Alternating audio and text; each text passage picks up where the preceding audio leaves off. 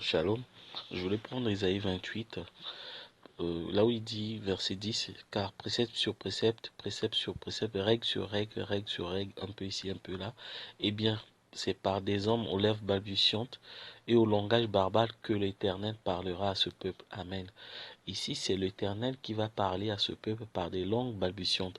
On a vu le jour de la Pentecôte, c'était les apôtres qui parlaient par des langues balbutiantes. Balbutiantes, tu finis pas tes phrases.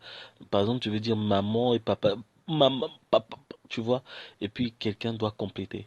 C'est comme dans l'école, on faisait les constructions de phrases, on écrivait le premier mot M-A, on met point, point, point, point, et tu dois compléter. Et aujourd'hui, au temps de la fin, on a vu la personne qui va parler en langue balbutiante, en langue, c'est pas nous, c'est Dieu lui-même. Dieu va parler en langue inconnue et nous allons interpréter, comme à Daniel à Babylone, l'écriture sur la muraille. C'est ce message. On a vu William Branham. Et puis en plus, il dit un peu ici, un peu là. C'est-à-dire qu'il ne va pas tout dire dans un sermon. Vous prenez un peu dans les âges de l'Église et l'autre côté dans le qui est Melchisédek, le signe, ainsi de suite. Et puis, voilà pourquoi parfois c'est tellement difficile de trouver une citation claire, noir sur blanc. Donc il faut prendre un peu par-ci, un peu par-là. Raison pour laquelle ce message, il faut l'expliquer. On doit l'expliquer si tu as compris. Voilà, et c'est Dieu, William Branham, qui a parlé en langue balbutiante. On l'a vu parfois, c'est en point, point, point, point. Et au temps de la fin, Dieu va parler dans toutes les Bibles qu'il a créées. Il y a eu trois Bibles, la nature, les pyramides et la Bible papier.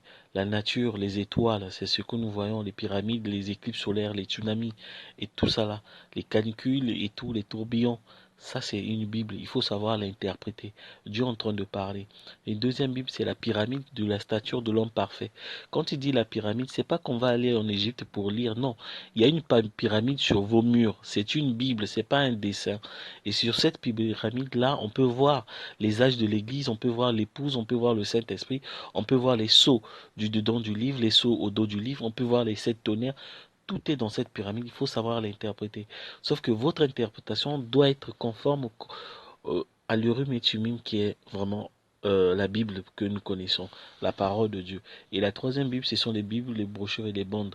Vous voyez, et tout ça, il faut savoir l'interpréter. Et sauf qu'il y a une interprétation sur la muraille, sur Apocalypse 17. 15 sont tombés, il y a un qui existe, et l'autre qui va venir, c'est Néron, Hérode. Donc quand il viendra, il restera peu de temps. William Branham, il dit, donc, pourquoi nous ne sommes pas une dénomination? Regarde 39, il dit que non, c'est Hérode. La personne qui devait venir, c'est Hérode, et il devait rester 6 mois. Ça, c'est un 6 mois prophétique, c'est 6 ans. Il est déjà venu en 2020, donc c'est jusqu'en 2026. Or, de 1906 à 2026, ça fait 120 ans. Le temps de la prédication de Noé. 120 ans et l'âge de Moïse. On ne peut pas aller au-delà. Et l'Hérode, il devait venir là.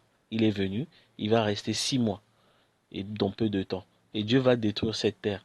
Et je vous le dis, vous ne croyez pas, c'est le message du temps de la fin, c'est qu'il y avait une fin. Et qu'est-ce qu'il devait faire cet Hérode? Il avait traîné sa mère toute la ville et elle a brûlé la ville.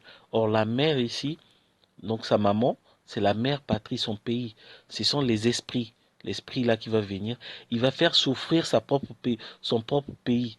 Il va le faire souffrir. Et puis les gens vont périr. Plus les gens vont périr, et eux, ils sont contents.